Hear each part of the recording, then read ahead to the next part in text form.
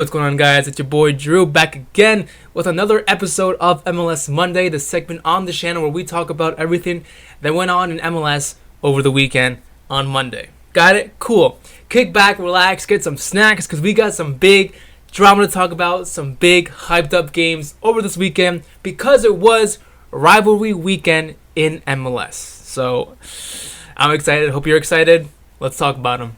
Like I said last week, MLS Monday is more of a chill type of video on this channel. You know, we all probably had a good time watching all these rivalry games over the weekend. Some of us probably worked today. Some of us probably just started school today. So we want to kick back, relax, get some snacks, like I said, with Drew, talk about some soccer, and just talk about me and you, guys, me and you. Don't worry about it. So that's what this type of video it is on this channel.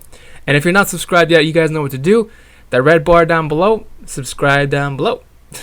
And hit the bell notification as well. And if you guys haven't followed me on Instagram or Twitter yet, definitely do that. I'll leave a little animation here somewhere.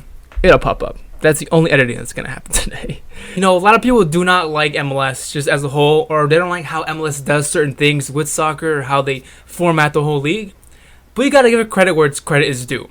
You know, rivalry weekend or rivalry week is such a great part of any sports league. You know, I think it's a big Americanized segment of any sports league, but I think it fits so good in soccer. Can you imagine rivalry week in the Premier League or La Liga, stuff like that? You know, every day, every year, or once a year, like we do it here. You know, we have a big weekend of all the rival teams coming at each other.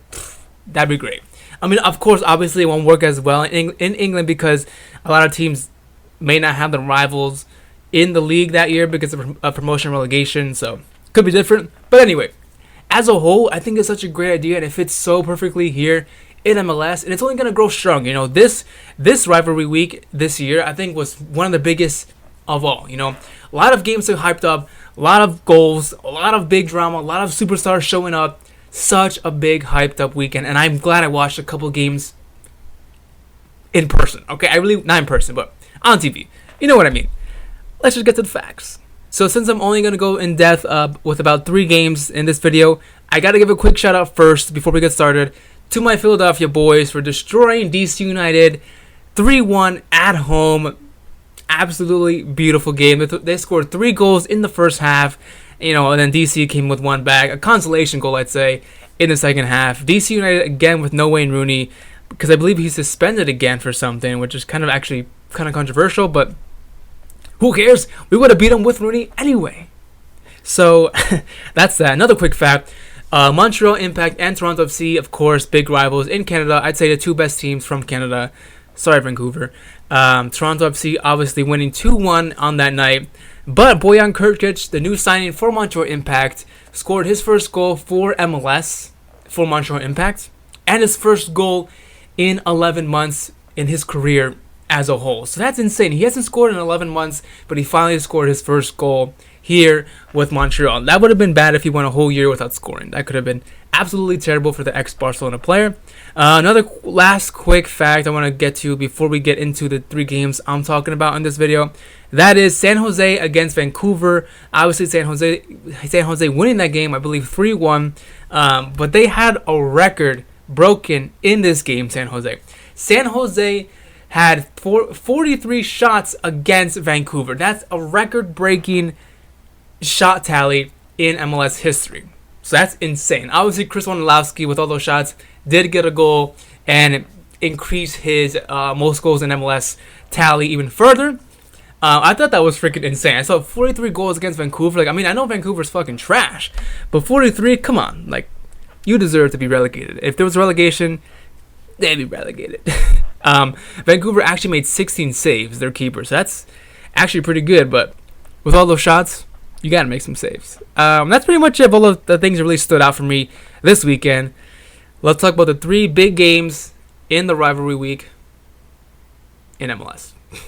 We got to start off this segment, of course, with one of the biggest rivalries in MLS history and currently in MLS.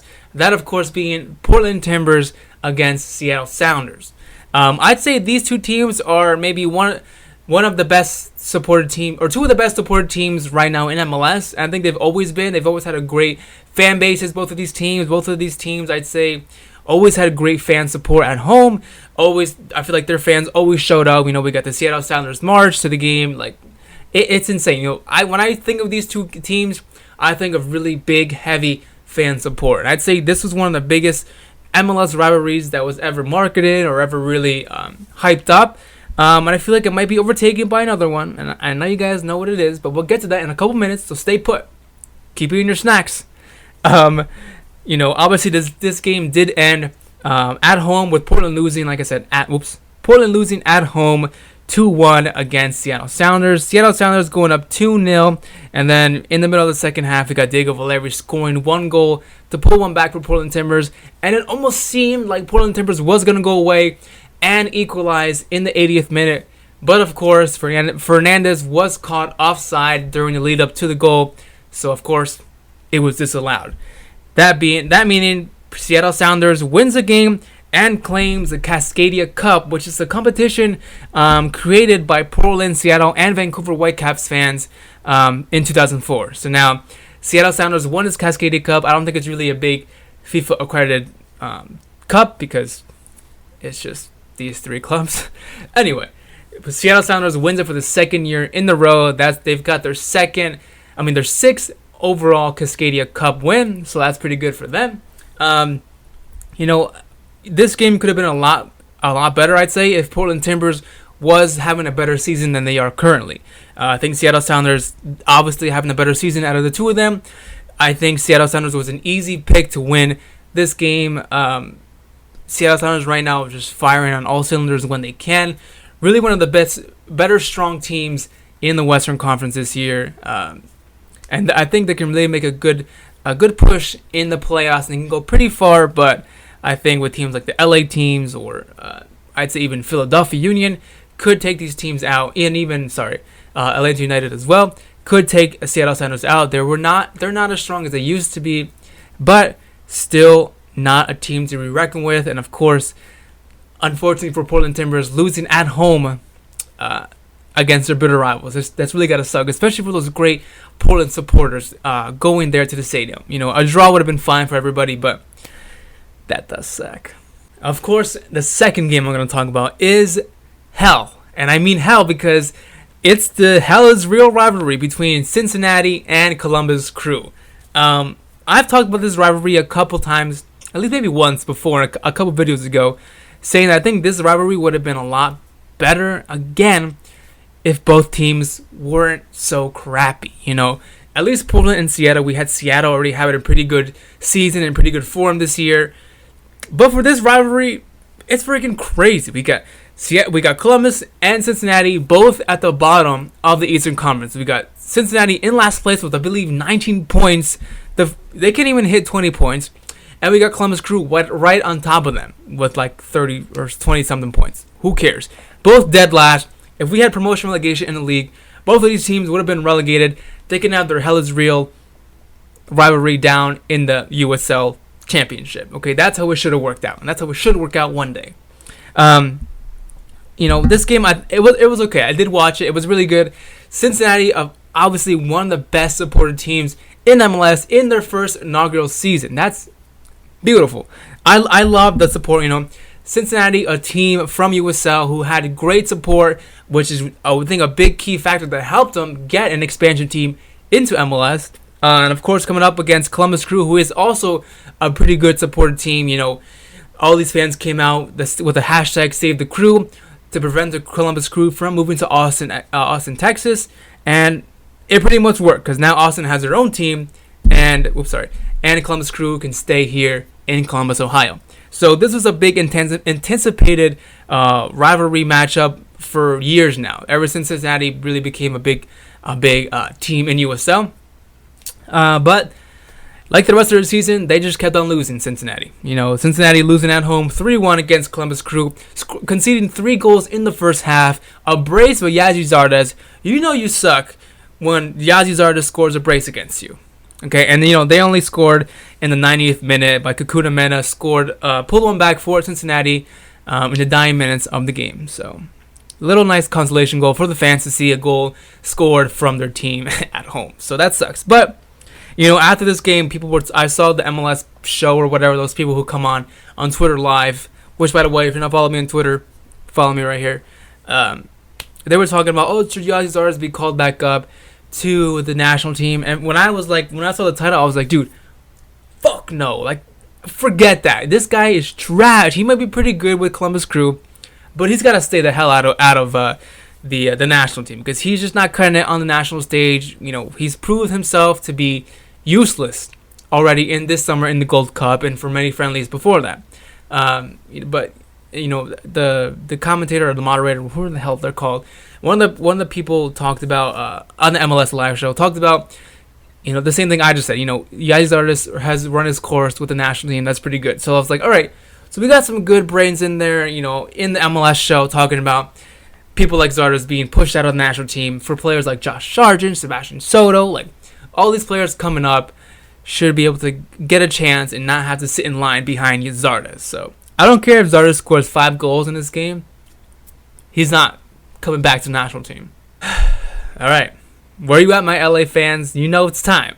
We got to talk about the biggest game that happened this weekend. Of course, the LA Derby, El Tráfico, LAFC against LA Galaxy. The most anticipated, most hyped up MLS game, I'd say, almost in history. Okay, this was an insane game. I don't care if you don't like the league. I don't care if you don't like either of these two teams. This game was hyped up pretty well. This game also lived up to the expectations, at least in the first half. I thought this game was great. It was end-to-end stuff, really good. I actually watched this game live on TV. One of the games I was able to watch live. Of course, this game came on at like 10:30 at night, Eastern time. So I was like, dude, I gotta wake up at like 5. Like, I don't have time to watch this shit. But I was like, you know what? I'm gonna watch it. I'll just lay in bed, sit back, relax, grab some snacks, lay in bed watching it. I was like, I'll probably just fall asleep while the game happens anyway. Boom! Right off the bat, in the second minute of the game, Zlatan Ibrahimovic scores the opening goal and just kills LAFC's stadium. Like, they're all just like, what the fuck just happened? And I was like, yo, no way. I was shook. I was so shook. But then Latif Blessing ties it up sick in the 12th minute for LAFC, and then the whole crowd goes crazy again. But then once they go crazy, they have to stop immediately, because only about like 3 minutes later, Zlatan gets his second goal of the night and a second goal for LA Galaxy. I'm like, this was insane. I was like, what? No way. And then guess what? About 45 to 50 seconds later, they get their third goal, LA Galaxy. Courtesy of Christian Pavón, who was on fire the whole night. On fucking fire, yo. Like, he was insane.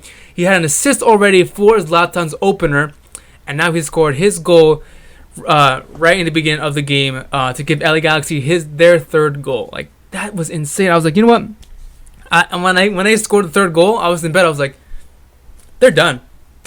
LAFC's done. And I was like, I was shocked. This is how I was last night. I was like, what? I was like, I need to tweet this. I was like, nobody follows me anyway. Why am I going to tweet it anyway? So, and then of course, right before the half, we had Latif Blessing scoring one goal again for LAFC, getting his brace to match Zlatan's brace.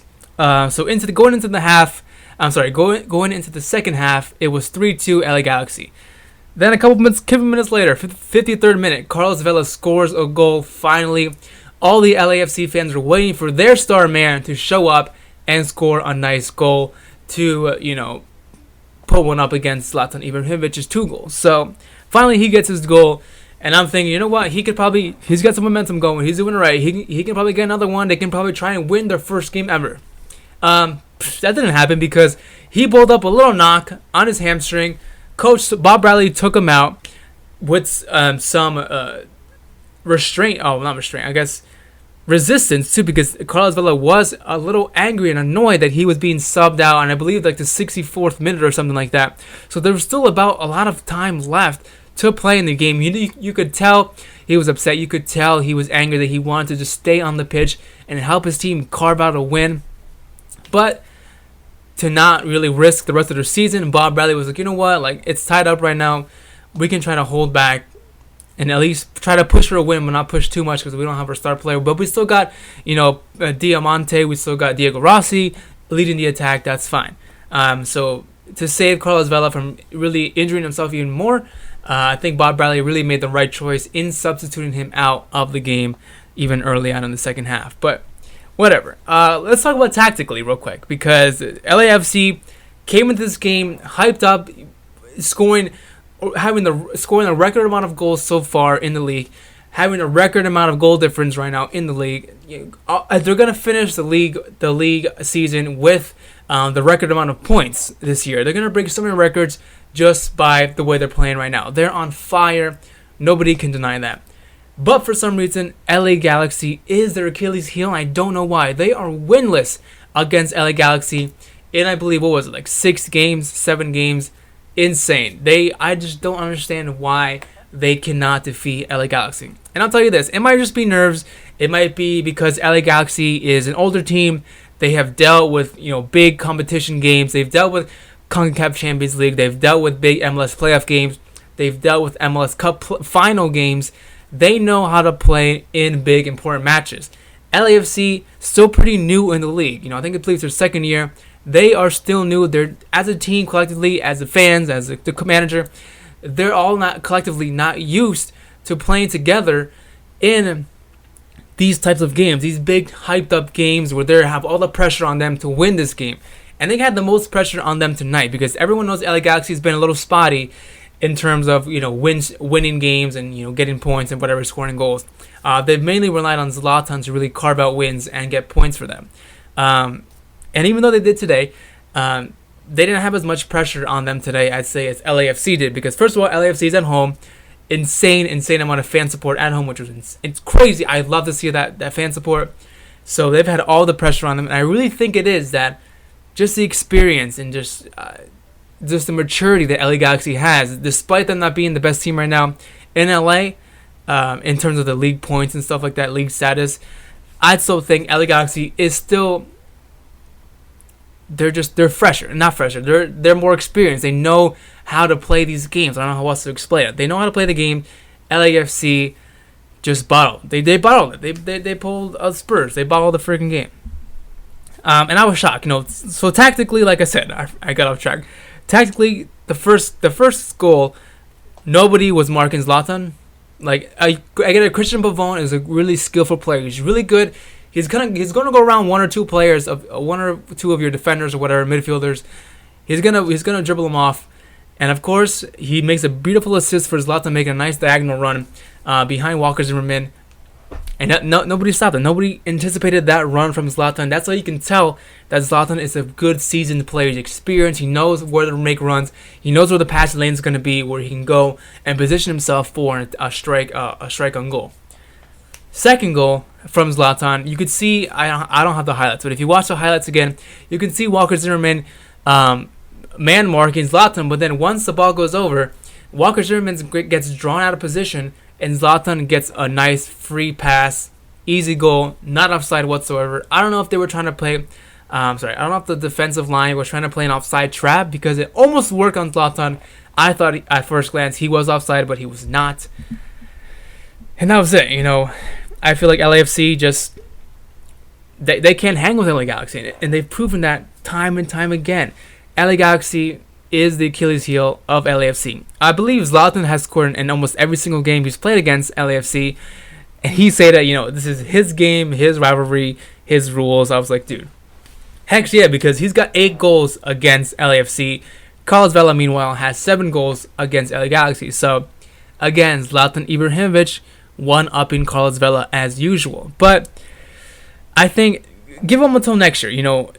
If they don't meet up in the playoffs this year, which I fucking hope they do. Could you imagine a playoff final? Let's say a regular playoff against these two teams. That would be insane. LAFC would have to win a game to progress to the next stage. And I think that kind of push, that kind of pressure on them, if they don't know how to handle it by then they're going to be in a big rut, because they won't be able to handle big games like a final of MLS Cup playoff. They won't be able to handle games like the CONCACAF Champions League final. I don't know, man. I really don't know what it is about LA Galaxy that helps them defeat LAFC. It can't just be Zlatan, right? I don't think so.